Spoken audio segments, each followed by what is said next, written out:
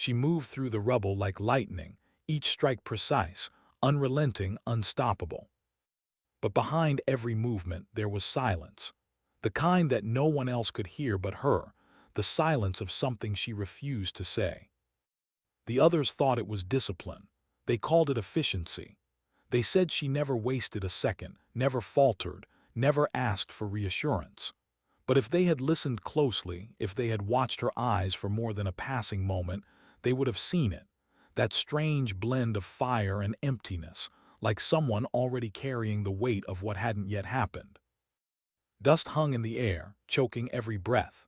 The building groaned above them, fractured beams trembling with each distant thud of artillery in the city beyond. Her boots pressed lightly on broken glass, the faint crunch barely audible over the hum of distant machines.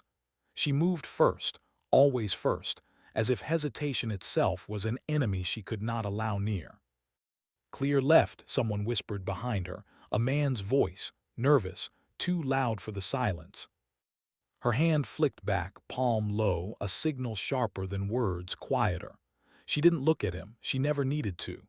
The team had learned if she raised her hand, if she froze for even a fraction of a breath, they followed without question. Not because of rank, not even because of respect. It was something else, something harder to name.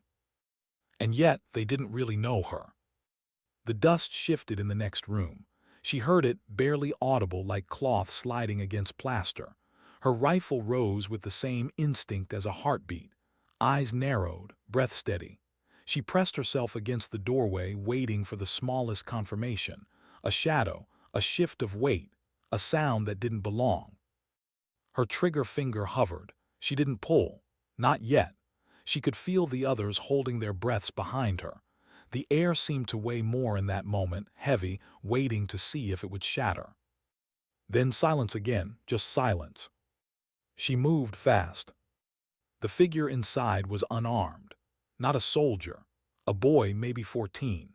His face smeared with soot, his hands trembling as he clutched a broken picture frame to his chest. His wide eyes froze when he saw her, as if she were not human but something elemental, storm-born, unstoppable. Her rifle dipped, but only slightly. She stared at him. The boy stared back, and for 1 second, the first second since this mission began, her movement slowed. The man behind her muttered, "Target." Her jaw clenched. She didn't answer.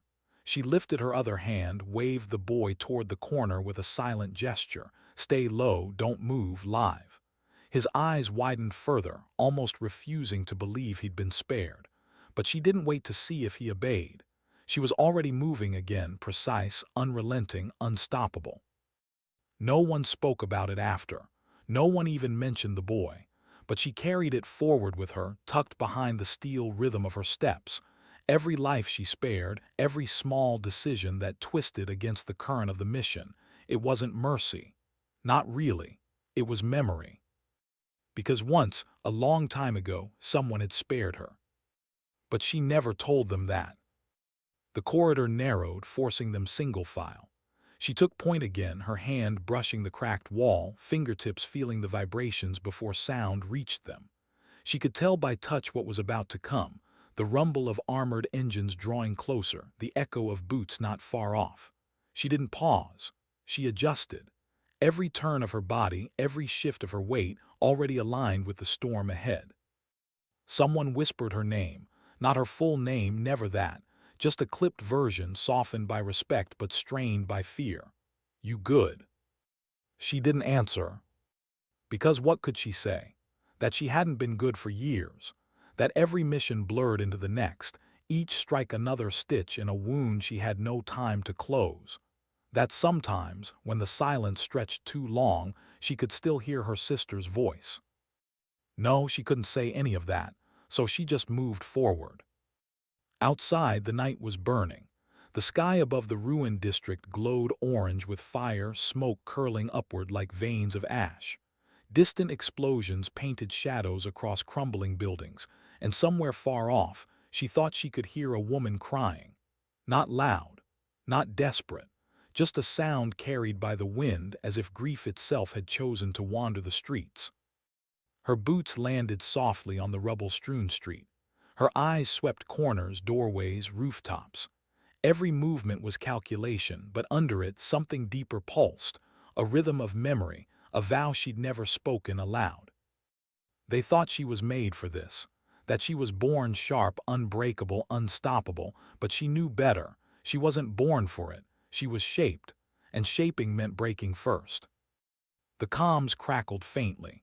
Orders buzzed in her ear, clipped, detached voices from somewhere far away.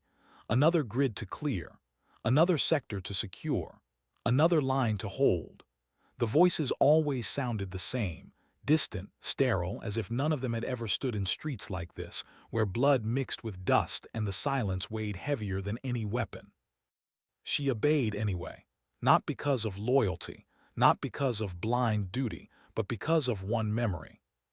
Her sister. A name she never spoke aloud anymore. A laugh she hadn't heard in years. A promise whispered between them once, in the quiet of a world that no longer existed. Don't let them forget who we are. The mission wasn't about orders. It wasn't even about the war. It was about keeping that promise alive, even if she was the only one left who remembered. The street curved. She signaled the team to fan out, each taking cover against fractured walls and burned-out vehicles. Her own steps slowed. Something didn't feel right. She inhaled long and steady. The silence was too neat, too perfect. A shadow moved too fast. The first shot cracked the air, not hers, someone else, too late. She was already moving before the bullet found its mark. A body fell behind her, gasping, hands clutching at a wound. She didn't turn, didn't falter. Her rifle was already up, her eyes locking on the source of the flash. She fired once, twice. The figure collapsed. The silence broke into chaos. Shouts, footsteps, the ringing hum of adrenaline filling every breath. But in the middle of it she was calm. Not because she wanted to be, because she had to be. Every strike precise, every motion unrelenting, not just unstoppable, untouchable. And yet somewhere beneath the rhythm her chest ached, not from fear, from recognition. She knew this moment, knew it too well. The sudden crack, the body falling, the silence afterward that never really left. Her team rallied, returning fire, pressing forward. The street burned brighter, the smoke thicker, voices sharper in her ears. But all she could think about was the boy with the picture frame, and the memory of her sister, and the silence that followed every shot. What drove her wasn't the mission. It wasn't the orders in her ear. It wasn't even survival. It was something deeper, something she hadn't admitted, not to anyone. But there was something she hadn't told them, not yet. Why did her hands never shake? That was the question one of them asked once long ago in a moment of rare calm between missions. He hadn't meant it cruelly, more like curiosity, a boy asking about thunder as if it were just another storm. She hadn't answered then. She didn't answer now.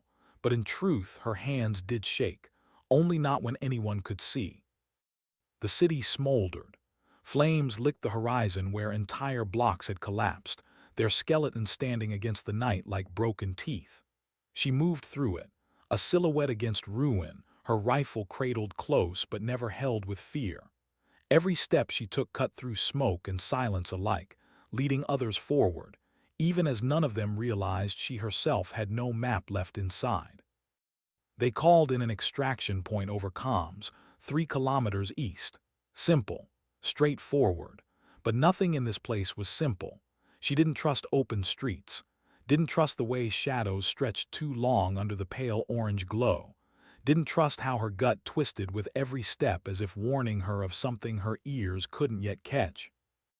"Routes clear," one of them said, his voice carrying that brittle edge of hope. She glanced at him briefly. Young, too young, he shouldn't have been here, not really. None of them should, but here they were, moving through streets that seemed to breathe with danger. She gave a small shake of her head. "Not clear," she finally said. Her voice was low, almost flat, yet it carried enough weight that no one argued. They ducked into an alley, the walls tight, the air heavy with the stench of smoke and oil. Rats skittered across debris. A shard of glass reflected her face briefly as she passed, a glimpse she almost didn't recognize. Eyes sunken, jaw set hard, streaks of ash cutting across skin that hadn't seen softness in years. She turned her gaze away quickly. But she wasn't fast enough to escape the thought. When did she become this? When did she stop belonging to herself? They paused near the mouth of the alley. She held up a hand, signaling silence. A faint metallic sound carried on the wind, gears turning, faint hydraulics. Not nearby, but close enough. Her jaw tightened. Drones. The others crouched lower instinctively. One of them muttered a curse under his breath. She didn't move. Instead, she tilted her head, listening, mapping the rhythm of sound against the map in her mind. 2 drones, maybe 3, sweeping searchlights. She could almost predict their arc without seeing it. The light washed over the street ahead.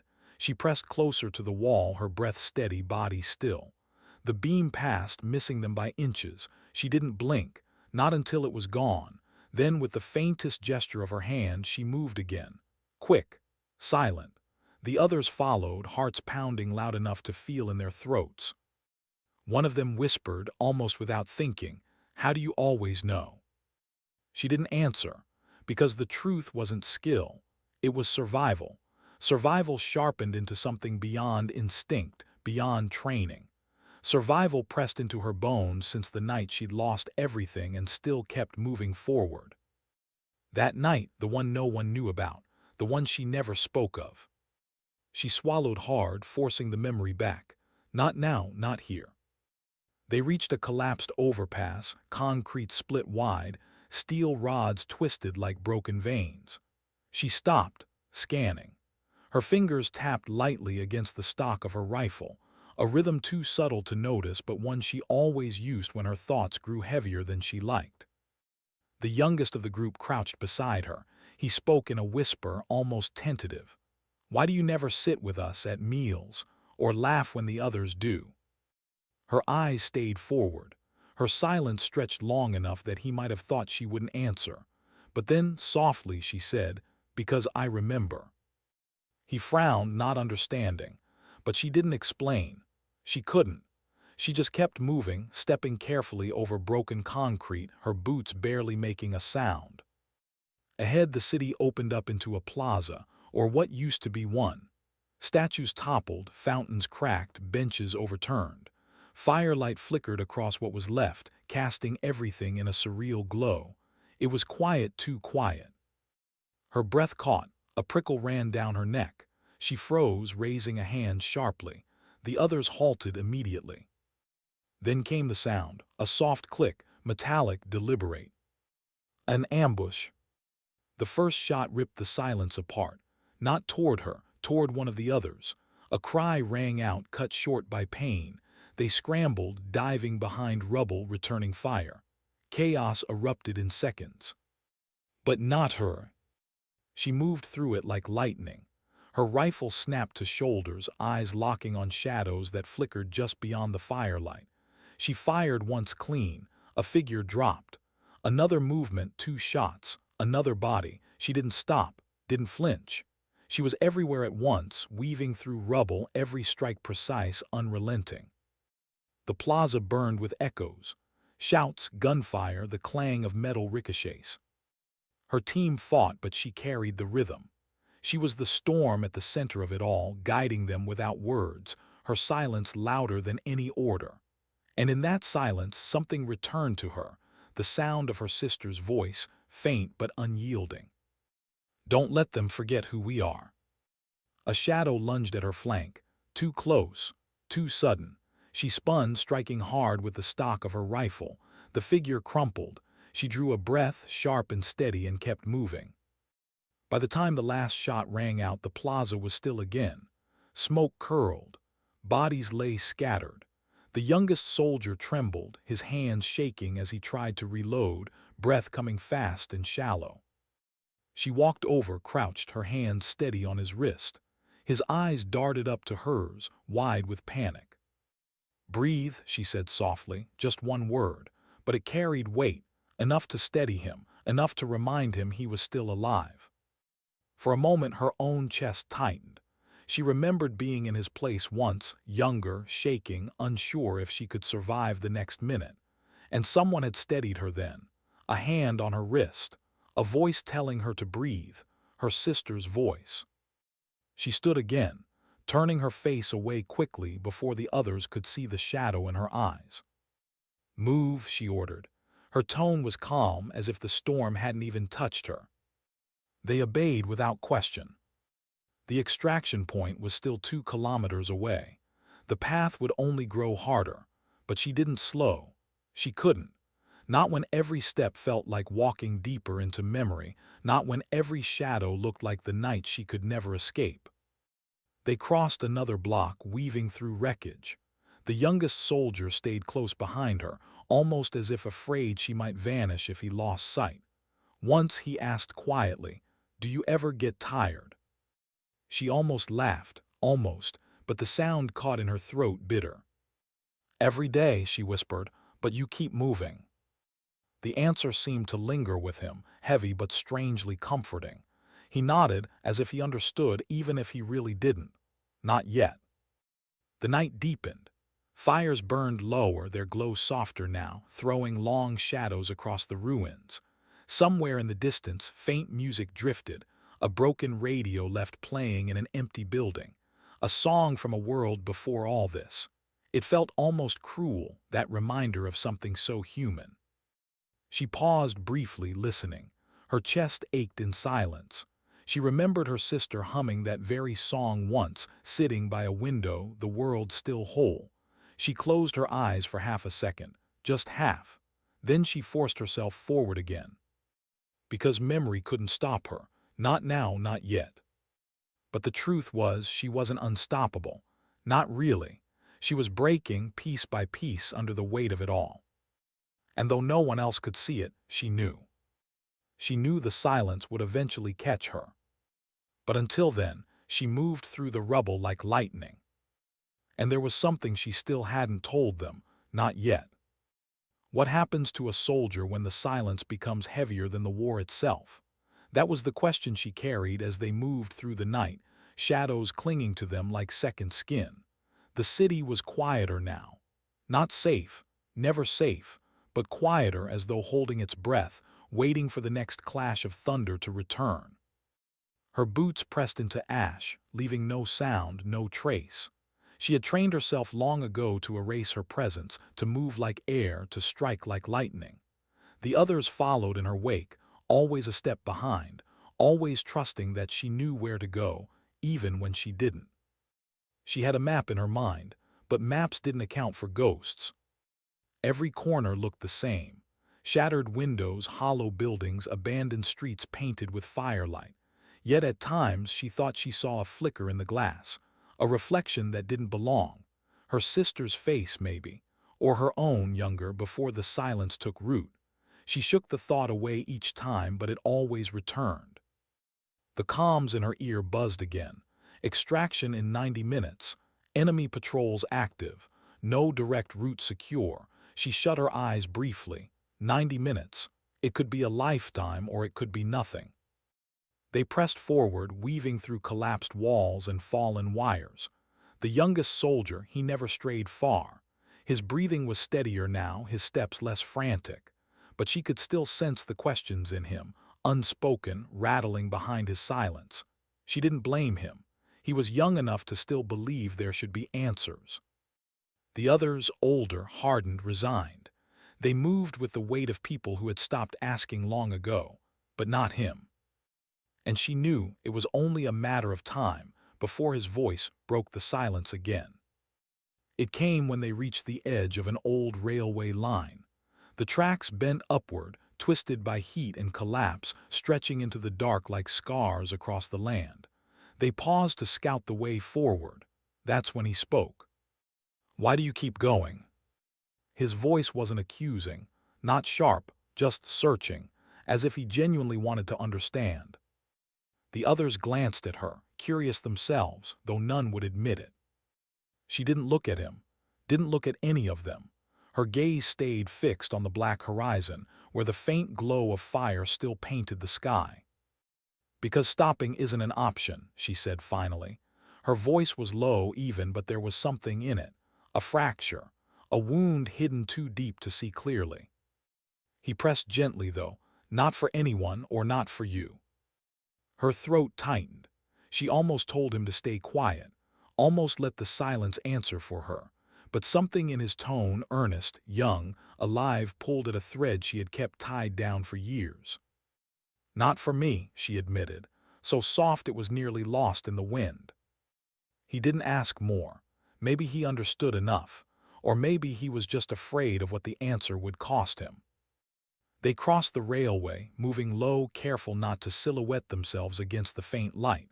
The metal groaned under their weight, echoing through the night like whispers. She hated the sound. Too loud, too obvious. And sure enough, the night answered. A flare arced high into the sky, blooming into harsh white light. Down, someone hissed, but she was already moving. Dropping to the ground, pressing close to rubble, eyes scanning fast. She tracked the direction the flare had come from, her breath steady, heartbeat sharp but controlled. Figures moved in the distance, patrols drawn by the flare. Too many. The others tensed, fingers on triggers, eyes wide. The youngest soldier shifted closer, panic flickering in his eyes. She laid a hand on his shoulder, firm, grounding. His breath steadied just enough.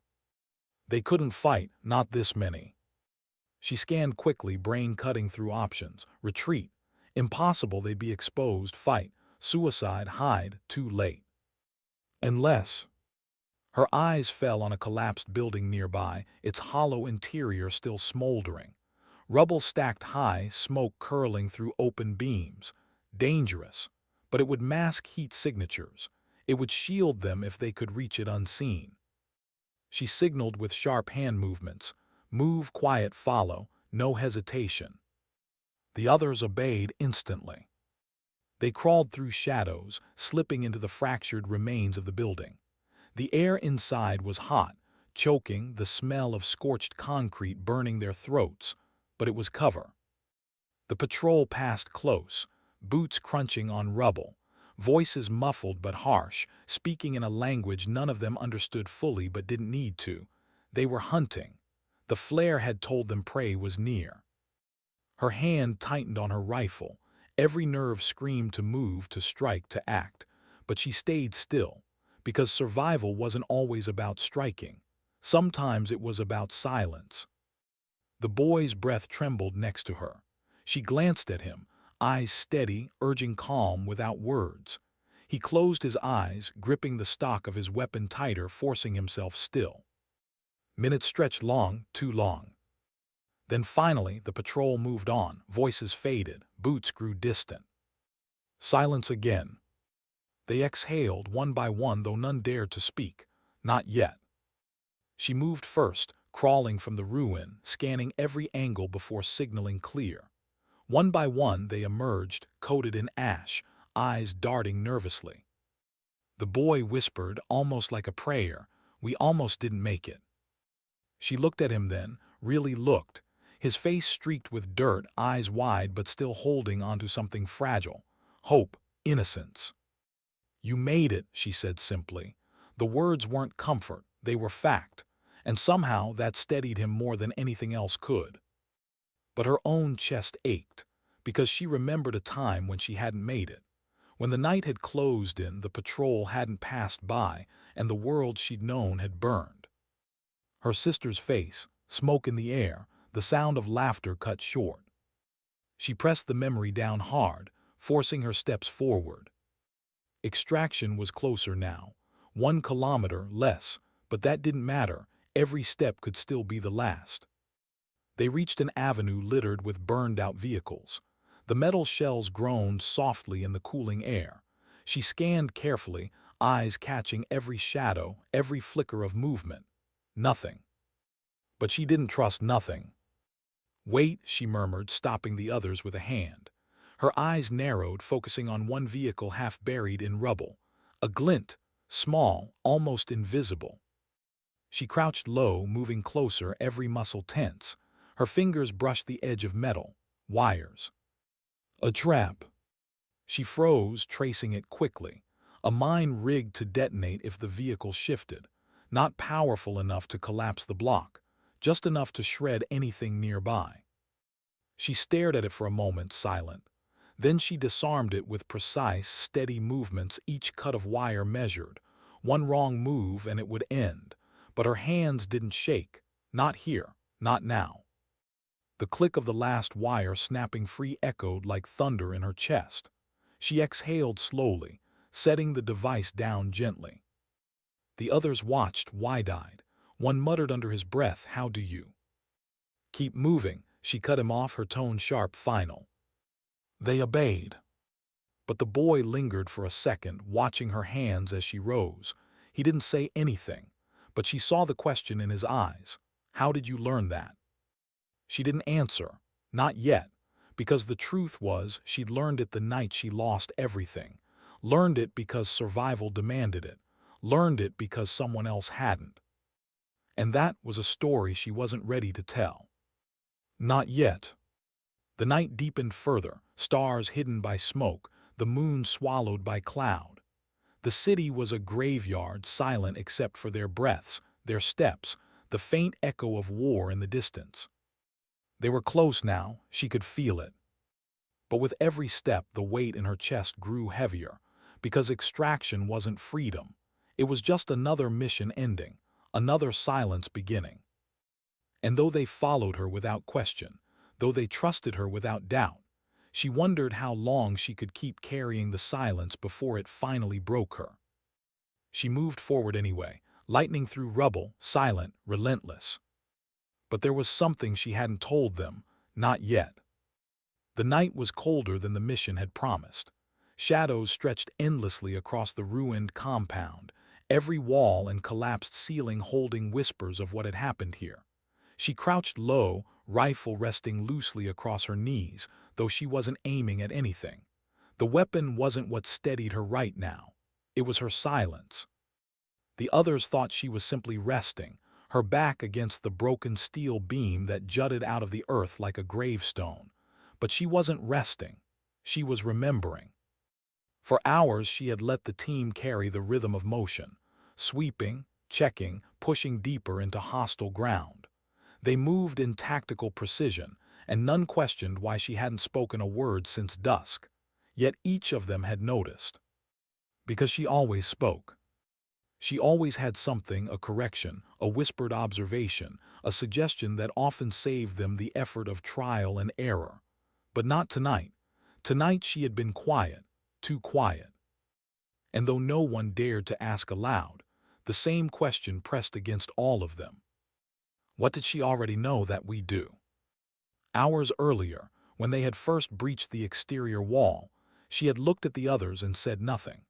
The dust from the explosion had barely cleared before she walked through the gap, brushing past the smoke like she was following a path only she could see. The team thought it was instinct. They told themselves it was luck, but deep inside they knew better. She wasn't guessing. She was remembering. Because she had been here before. Not this compound, not these walls exactly, but this moment. The angles, the cracks, the way the steel smelled after burning, all of it triggered something she had never admitted aloud. She had dreamt of this night long before it arrived. Now, leaning against the beam, she let her hand trace the grooves in her rifle stock. The scratches weren't from combat, not really. They were small tally marks, carved in the dark with a knife's edge. Not for kills, never for kills. Each mark stood for a decision. Decisions she had known she would make before the mission ever began. A whisper cut into the silence. "You're holding back again." She didn't need to look up. The voice belonged to Hale, the youngest in the unit, a man too new to have learned that silence had its own rules. He crouched beside her, pulling his own rifle close, trying to sound casual. But his voice cracked on the edges, betraying the storm beneath. She didn't respond. "You knew about the ambush earlier," Hale pressed. "Didn't you, before it happened?" Still nothing. "I saw the way you moved. Like you'd already counted their positions, like you knew the timing of their shots." The weight of his words fell into the air between them, heavy, undeniable. Finally, she lifted her gaze slowly, deliberately, and met his. Her eyes weren't angry. They weren't even defensive. They were tired. So very tired. "Don't ask questions you're not ready to carry the answers to," she whispered. Her voice was low, quiet enough that no one else would hear. Hale froze, lips parting but unable to form a reply. He wanted to push further, wanted to demand clarity, but something in her tone made him stop. Because it wasn't a warning, it was a plea. She turned her face back toward the darkness of the compound, where the rest of the team prepared the next breach. Her mind replayed fragments of visions she had carried for months, nights that hadn't yet arrived, faces she hadn't yet seen, choices she hadn't yet made. It wasn't a gift. It was a burden. They thought she was unshakable because she never hesitated when decisions mattered.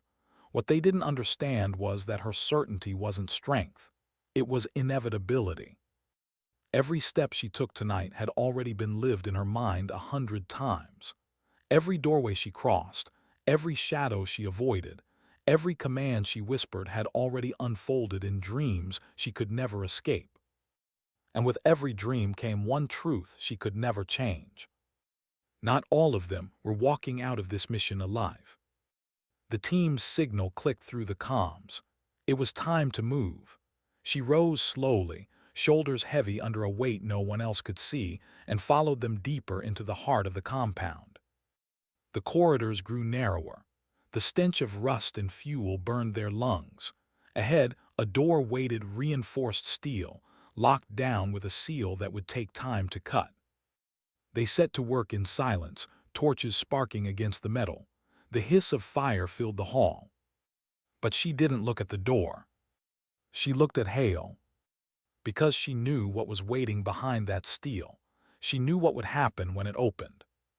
And no matter how many times she tried to rewrite it in her mind, the outcome never changed. Her hands trembled for the first time tonight as she reached for her rifle, not from fear of what lay ahead, but from the ache of knowing exactly how much it would cost. Hale caught the motion, noticed her silence, and for a fleeting second their eyes met again. His expression was searching, desperate for answers he would never be ready to hear. And in that moment, her silence said everything. She didn't join the briefing table because she already knew what was about to unfold. And nothing, not strategy, not preparation, not hope, could change it now. She tightened her grip on the weapon.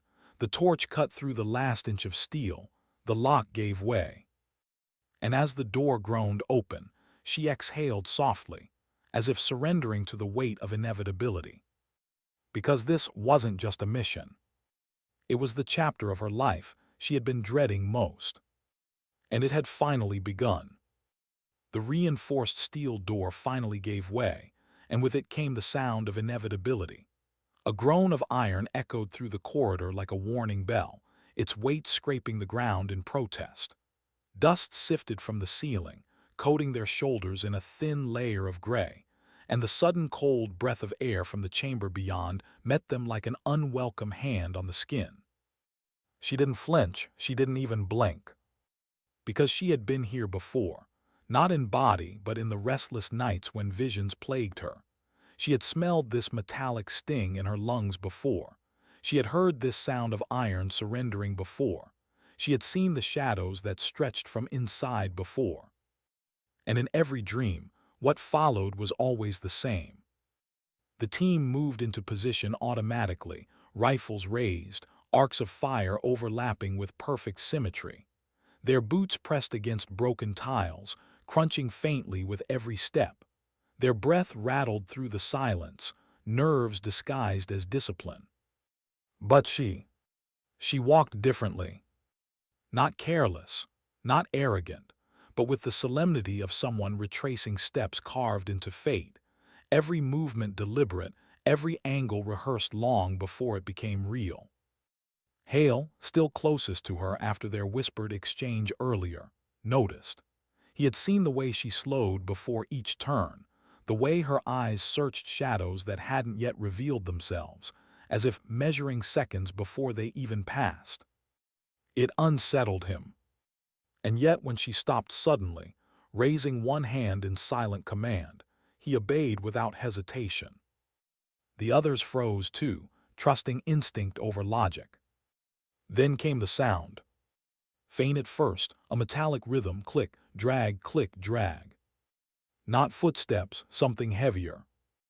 The corridor ahead was cloaked in near darkness, only broken by the jitter of sparks where the compound's dying power systems coughed their last light. Out of that half-light, a silhouette emerged. Large, slow, relentless. The squad tightened their grips, aiming, ready to fire. But she lowered her weapon. Not because it wasn't a threat, but because she already knew what it was. The shape resolved into a machine, a defense unit left behind by the enemy, its frame scorched but still operational, dragging one mangled leg across the tiles. Its sensors flickered, struggling to process targets. It would fire randomly, it would hit someone. And in every dream she had carried with her, it was always Hale. Her throat tightened. Her hands trembled just enough for her to notice. She looked at him, his youth, his desperation, his belief that this mission was only another test of courage. And in that instant, she faced the choice again. The choice she always faced in these moments. She could intervene. She could alter the course. She could push him aside, fire first, take the risk onto herself. But every time she had tried in her visions, the outcome had simply shifted. If not Hale, then another. If not another, then two more. If not them, then her. The price never vanished. It only changed hands. And so she stood frozen between inevitability and rebellion, caught in the cruelest truth. Some futures refused to be rewritten. The machine's sensors locked. A shrill tone pierced the hall. Its weapon system flared to life, barrel whirring. Her pulse thundered in her ears. Do something. Her muscles tensed, ready to move, ready to break the script. But then, Hale moved first.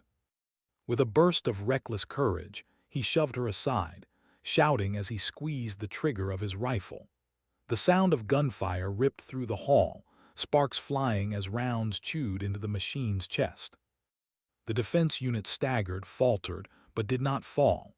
Its arm rotated toward the source of the attack. And just as she knew it would, the burst came. A flash of light, a deafening roar. Hale's body was thrown back, his rifle clattering against the tiles, his chest blooming crimson. The team erupted in chaos, shouting, firing, tearing the machine apart in a storm of bullets and rage. Shards of metal scattered across the hall, wires sparking like veins cut open. The smell of ozone burned the air. But she heard none of it. She only heard the sound of Hale's body hitting the ground. She was at his side in seconds, dropping to her knees, hands pressed to his wound before thought even caught up. Warmth spilled between her fingers, sticky, unstoppable. His breaths were shallow, broken gasps that rattled like broken glass. "Stay with me," she whispered, her voice cracking against the weight of inevitability. "Don't you dare close your eyes, not now, not here." Hale's gaze flickered, searching hers, and through the agony, a strange calm washed over his features. "You knew," he rasped, blood catching in his throat. Her heart clenched, tears burned but refused to fall. "Yes," she breathed, "but I didn't want this, I tried." A weak smile broke through his pain. "You carried it, so we didn't have to, didn't you?" She couldn't answer.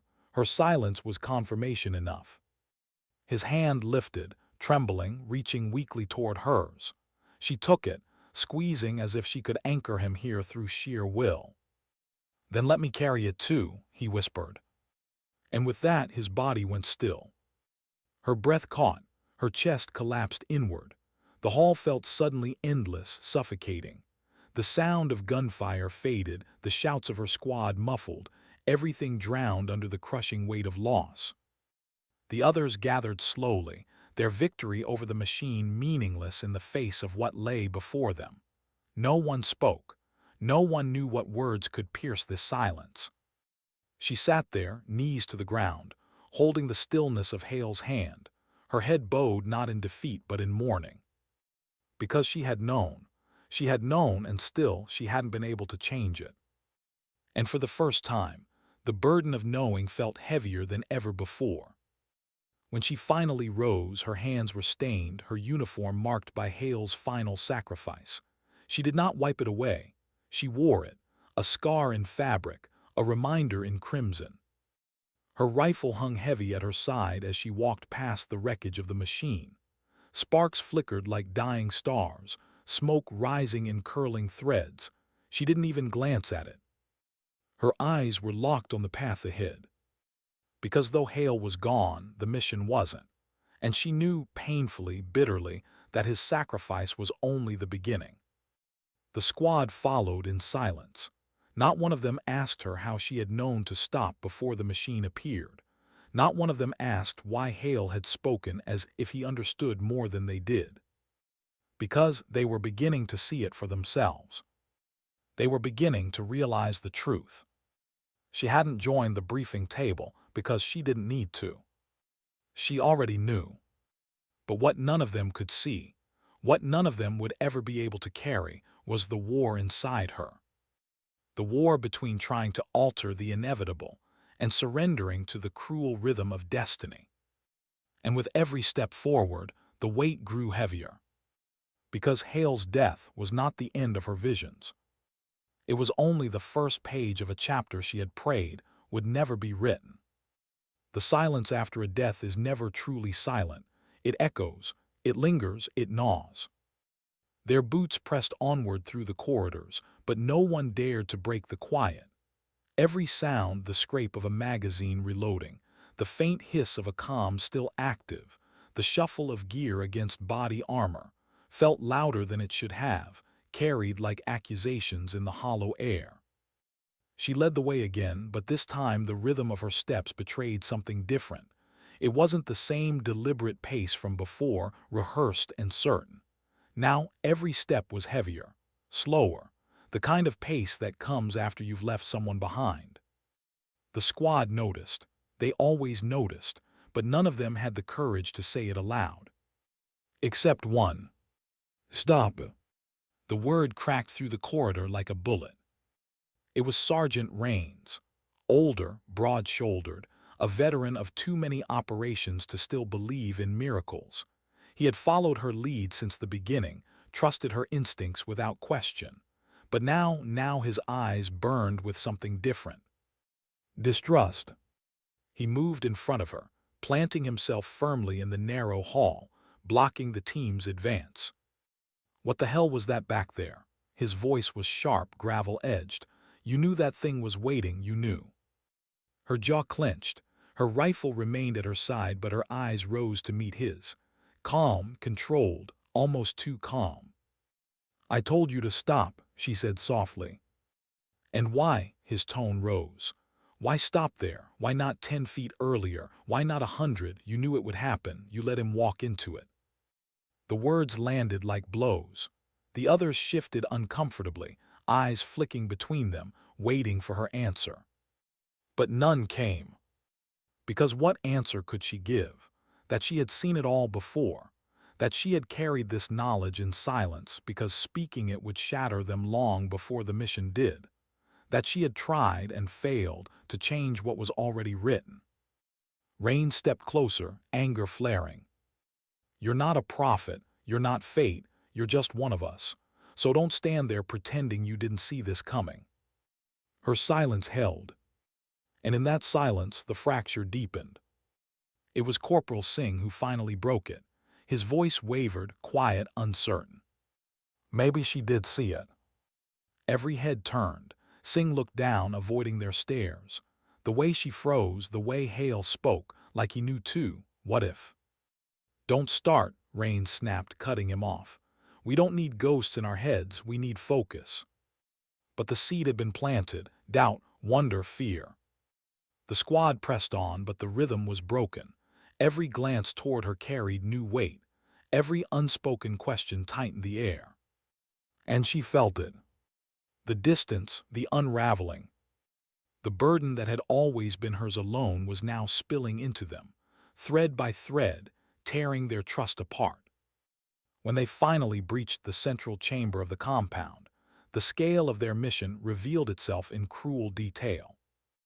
Rows of terminals flickered weakly in the gloom, their screens bleeding data into the air like open wounds. Stacks of documents and hard drives lay abandoned, as if the enemy had fled mid-stride. Maps glowed faintly on walls, circuits buzzing with the last remnants of stolen intelligence. This was it, the nest, the heart of the operation they had been sent to destroy. But even here, surrounded by the proof of their purpose, no one cheered, no one celebrated, because Hale's absence was louder than any victory. She moved forward, scanning the chamber, but her vision blurred at the edges, not from fatigue, from memory. She had seen this place before too, in her restless nights, in the silent rehearsals of her fate. Every detail, the faint hum of dying machines, the dust drifting in cold beams of light, the cracked floor where a firefight had once scarred the stone. And worse, she had seen what would come next. Her chest tightened, her throat ached. Because in every dream, this chamber was where the squad began to fracture for good.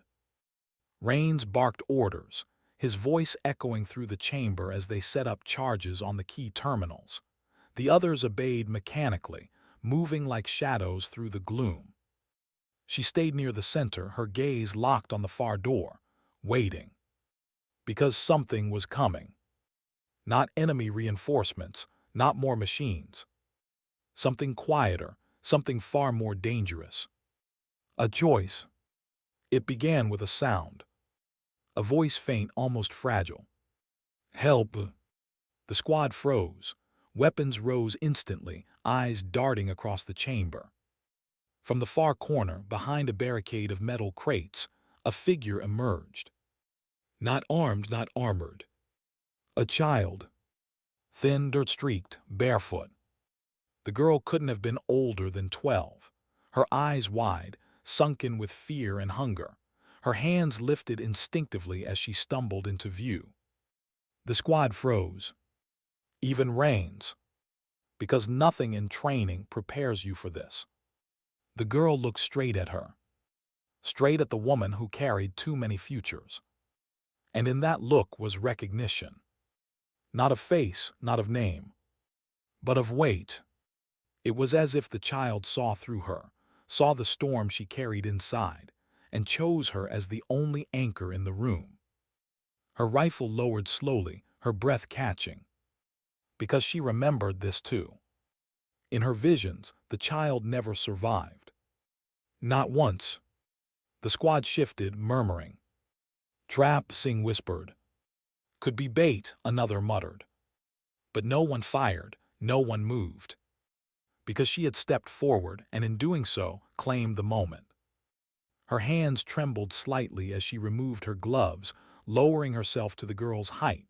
Her voice softened, stripped of command. It's okay, she whispered. You're safe now. The girl hesitated, then fell into her arms. Her frame was fragile, bones pressing through skin, shaking violently against the soldier's steady embrace. For the first time in days, she felt warmth that wasn't born of violence. But it was fleeting. Because the others were watching. And trust was breaking. Rain's voice came, low but sharp. We can't take her, she'll slow us down. Her eyes shot up, locking onto his. She's a child. She's a liability, he snapped back. We're deep in enemy territory, we've lost one already, and you want us to carry her. The girl clung tighter, as if she understood every word. And in that instant, she felt her heart split again. Duty or humanity, mission or mercy. She had chosen before, she had buried the cost before. But never like this. The squad waited, their eyes flicking between her and Rains, the chamber thick with tension. Her voice was steady when it came. She stays with us. Rains' jaw tightened, fury rising. You don't get to decide for all of us." But the others, they didn't move. They didn't argue. Because even in their doubt, even in their fear, they knew this woman carried something none of them did. Something they couldn't name but couldn't deny. And so they sided with her. Rains turned away, rage burning silent. And she stood there, holding the girl, knowing the fracture had widened. That night, when they found brief shelter in the gutted ruins of a half-collapsed warehouse, no one slept easily. The child curled against her side, breathing shallow but steady, finally surrendered to exhaustion. The others kept watch in shifts, their eyes avoiding hers. And she sat in silence, the weight of Hale's death still bleeding into her hands, the weight of the girl's survival pressing into her chest. She wondered if she had changed something this time. If this moment, this choice, could be the thread that finally unraveled fate's cruel design. But deep inside, a darker truth gnawed at her. What if saving the child only meant another loss later? What if mercy now demanded sacrifice later? She closed her eyes, and in the silence the visions returned. Only this time she saw not just Hale. She saw Rains. She saw Singh. She saw herself. All of them. One by one. Gone. Her breath caught, sharp and broken. She forced her eyes open, grounding herself in the sound of the child's breathing, the faint crackle of fire from a broken lamp, the distant groan of wind through shattered beams. But the visions clung to her. And she knew. This wasn't the end of the fracture. This was only the beginning. The first light of dawn never felt like hope here. It crept through the shattered ribs of the warehouse roof, pale and cold, bleeding across the squad's faces in streaks of gray. The night had given them no rest, only heavier eyes and darker thoughts. And when morning came, it brought nothing new, no comfort, no renewal. Only the reminder that Hale was still gone. Only the reality that a child now walked among them.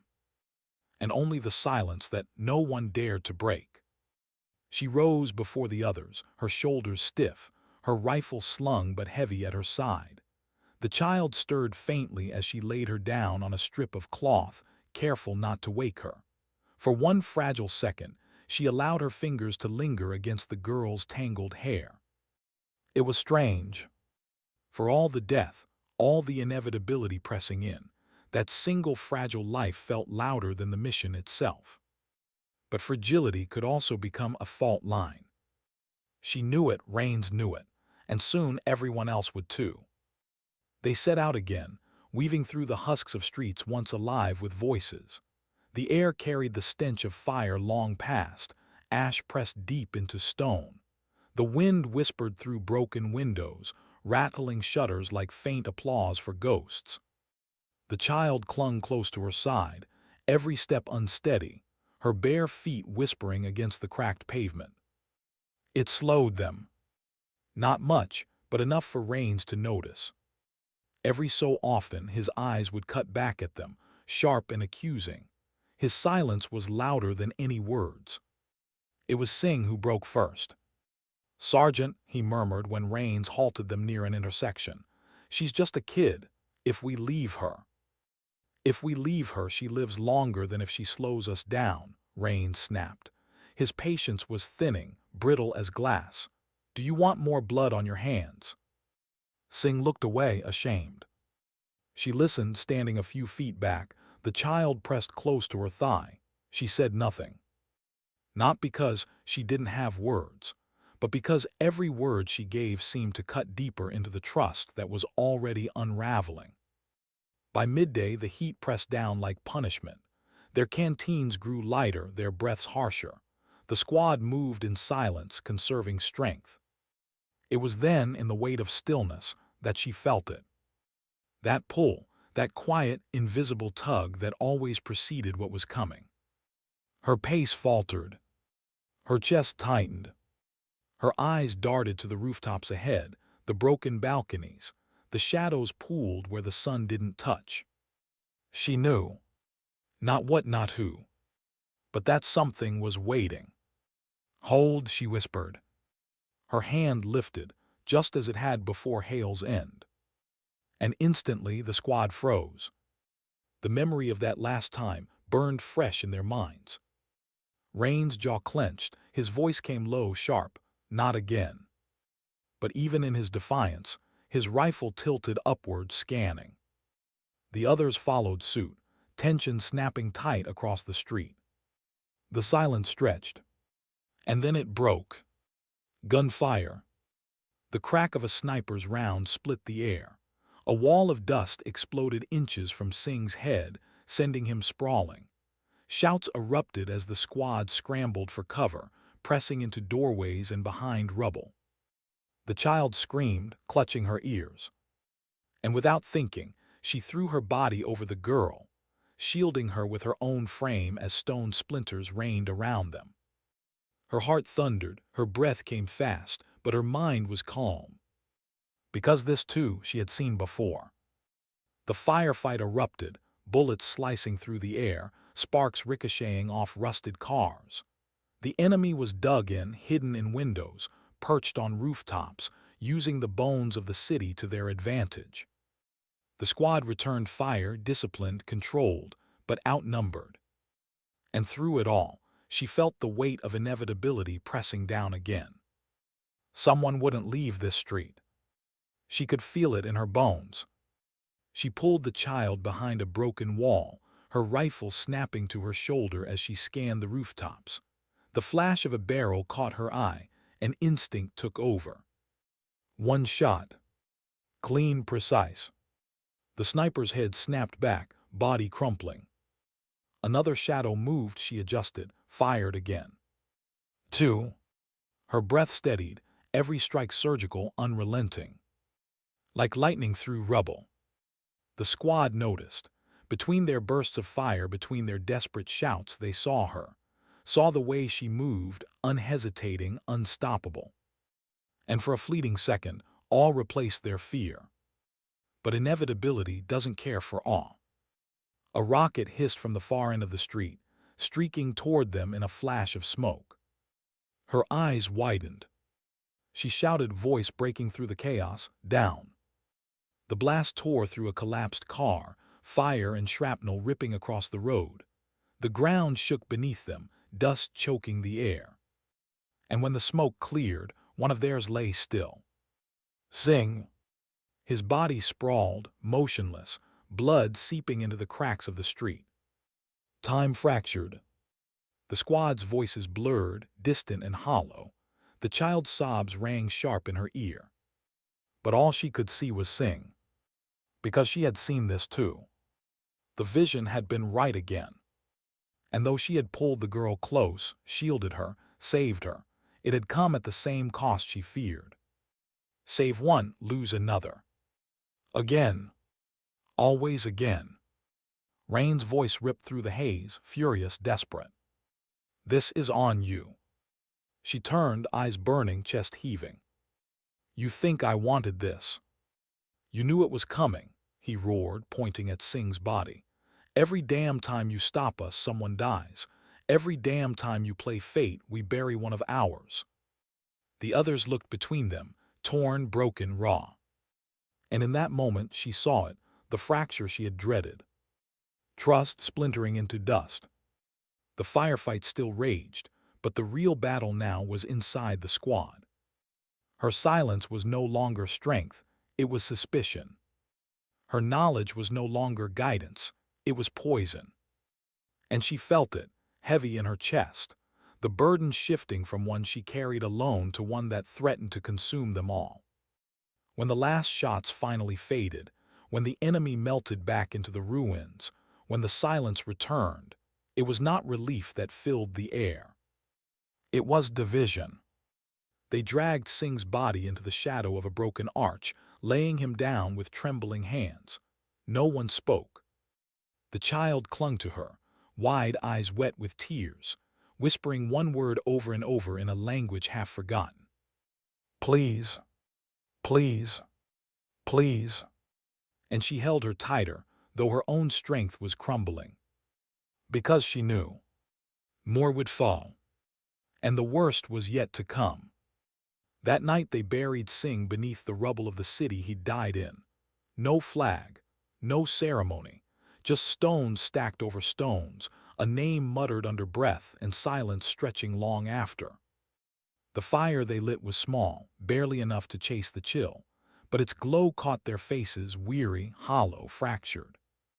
Rain sat apart, sharpening his knife with steady, deliberate strokes. The sound grated in the stillness, like accusation on steel. The others avoided her eyes. And she sat with the child in her lap, staring into the flame, the visions clawing at the edges of her mind. Hail Singh, the next, the next. No matter how she shifted, no matter how she fought, the line always ended the same. With silence, with loss, and somewhere, buried beneath it all, a question grew sharper with every breath. Was she here to save them, or to watch them fall? The fire hissed, the night deepened, and in the quiet, her heart whispered a truth she wished she could deny. This mission would not end with them all alive, and the hardest choices were still waiting. The city was quieter than death itself. The streets, once a jumble of rubble and smoke, now stretched like a graveyard of shattered steel and stone. Morning light sliced through the cracks in the buildings, illuminating dust motes that hung like frozen memories.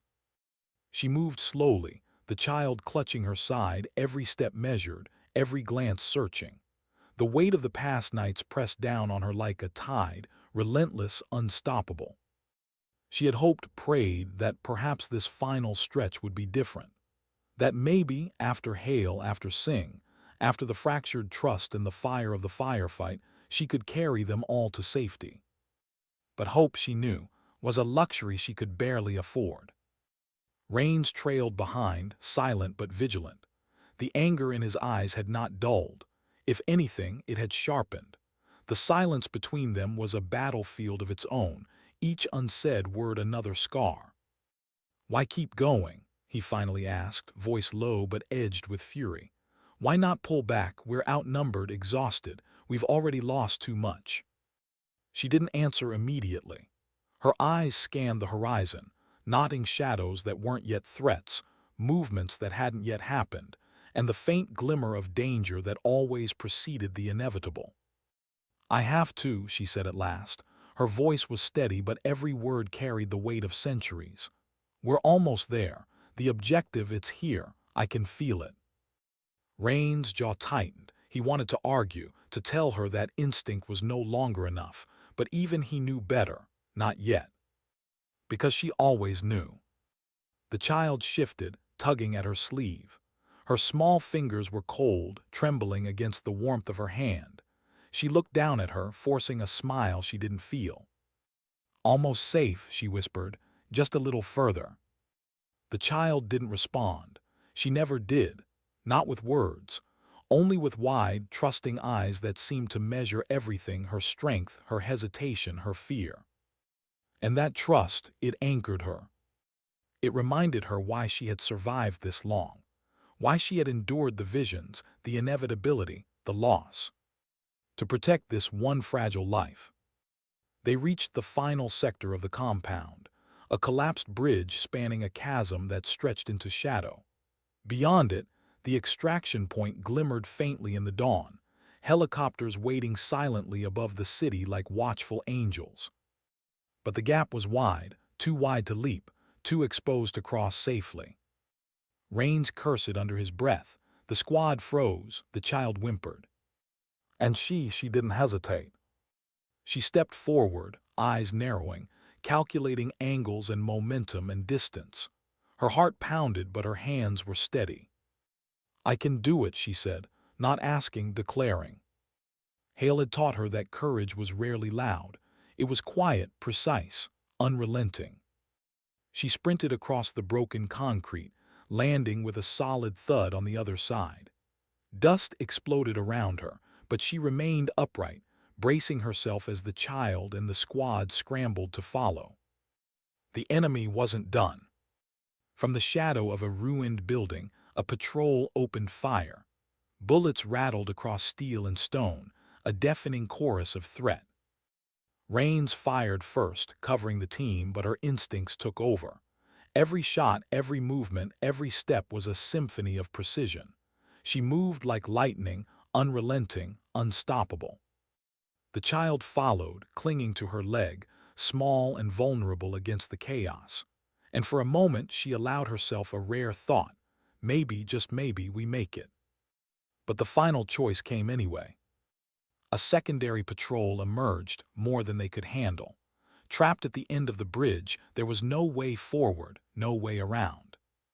Her mind raced, visions flashing like fire, rains falling. The child caught in the crossfire, the squad breaking apart under panic. And she knew. There was only one option. She acted. Not with anger, not with bravado, but with inevitability. She drew herself into the path of the enemy, her body a shield between them and the child. Her rifle fired, precise, measured, hitting each target exactly where it would incapacitate but not kill. She moved, fluid, silent, every motion a poem of restraint and power. The others scrambled across the bridge, the child safe in Rain's arms. She stayed behind. Because she had to. Because she knew that someone had to hold the line. Someone had to carry the cost. Shots rang out behind her, closer now, threatening to overwhelm.